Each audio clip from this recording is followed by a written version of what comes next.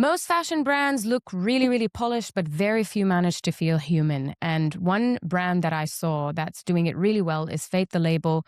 And this Brittany Saunders chick has managed to build a $30 million fashion brand, self-funded, and she's just done incredibly well with it. So successful. So I scored them using my human factor score framework to understand why customers trust this brand so much. The human factor score measures 5 things: people, language, trust, care, and distinctiveness. And I wanted to do that because in our economy, trust is massive and does actually lead to conversions and real measurable outcomes. So let's look at Faith the Label and see, with the first measure, which is people visibility, how visible are they as people, whether it's the founder, whether it's the team, whether it's an expert or even a customer. And when you land on the website, looks like really a lot of other fashion websites. And I'll go into what can make it distinctive later on.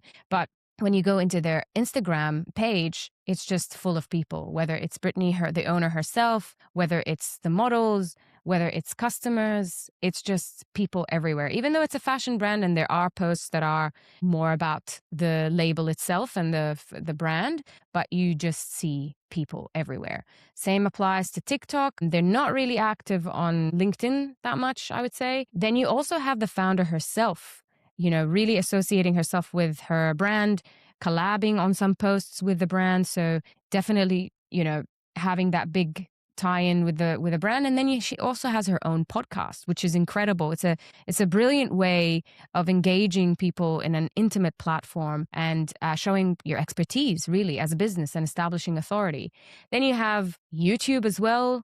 So she's pumping out content to all these different platforms. And I think it's an incredible way to highlight people visibility within a brand. So it's 2 out of 2 is what I would mark it as. And then the second measure is language. Is the language human? Does it feel emotionally clear? Is it plain spoken? Does it sound like a person? And I looked at a video that Brittany has recorded like maybe 5 years ago. Check this out also, like 1 million subscribers on her YouTube channel. That is wild. But yeah, check out just how conversational she sounds, even when she's talking about the specifics of her business. I am going through our website and I am discounting all of our items individually.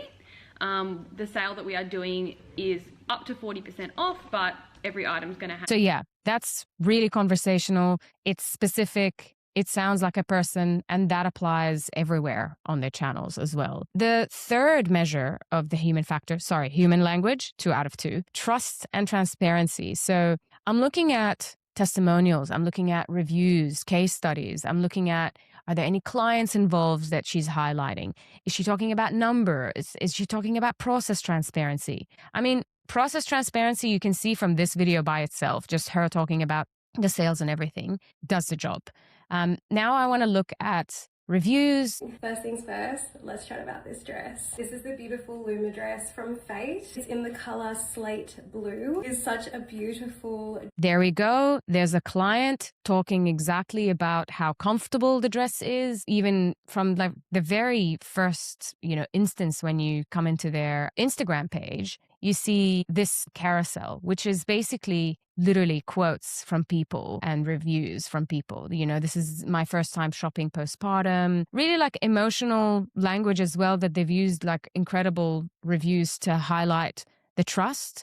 Anyway, she's also engaging her own models in her content, and she's talking often about numbers on her own channel. This is a clip that also highlights a little bit of reverse psychology as well when it comes to adding trust to a brand and the transparency. She's talking about controversial things that she had to do in her business. I mean, that's great for interaction, controversy, but also just highlighting sometimes things that she's done wrong, things that people didn't like, that also increases trust and transparency. Controversial things that I do in my business, I don't think these are controversial, but maybe some people would think that they are. The first one is we've never had a blackout period. It's pretty common in retail, in-store and online that businesses will have a blackout period, generally over Christmas or really busy times, where they say to their staff... Anyway, I'm not going to go through all of it, but that really increases trust in a brand. So again, 2 out of 2 for trust and transparency. Now let's look at care and values. So does she have any educational content? Is there any accessibility? Is there like a mission statement? some sort of value alignment. And the first thing that I look at when I go into their Instagram page actually is sizes 6 to 26 in everything always. There's that accessibility that she talks about, but not only does she talk about it, it's also on the website with models from all different walks of life, different backgrounds. So it does the job. It says on the label, this is, an inclusive sizing brand, and that's what she sticks to. So that's for care and values is 2 out of 2. And also with the educational content, she has heaps of content about, things about, how to run your own business, and that side of her content is also feeds into the care and values. Distinctiveness, is it a unique positioning? Are there memorable visuals, recognizable language, differentiated perspective?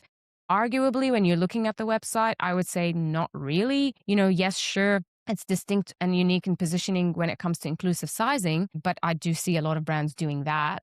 But what really makes it distinct for me is Brittany, is her voice, because her voice is so unique and it's spread across, again, the Fate label pages and her own Instagram pages and socials. That does really add to the distinctiveness. There is arguably a little bit of a downside when it comes to that. If you're building a brand around yourself as a person, what happens later? Is it actually going to withstand the test of time? Time will tell. But when it comes to the human factor score, it's 9 out of 10.